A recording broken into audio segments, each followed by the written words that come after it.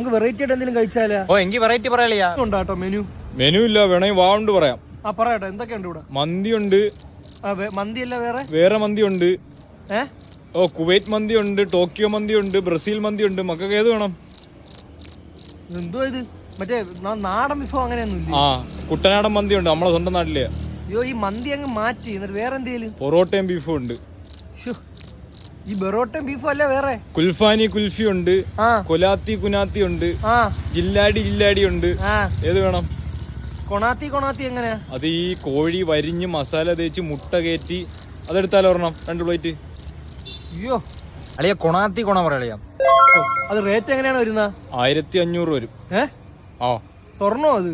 നമുക്കിനി 11 പറ്റൂ ചേട്ടാ. പിന്നെ ഒരു ഹാഫ് മന്തി റേറ്റ്. എപ്പോഴും നോക്കിയാലും മന്തി അല്ലെങ്കിൽ ബെറോട്ട അല്ലെങ്കിൽ ബിരിയാണി വെറൈറ്റി നോക്കാം അടുത്തവണ.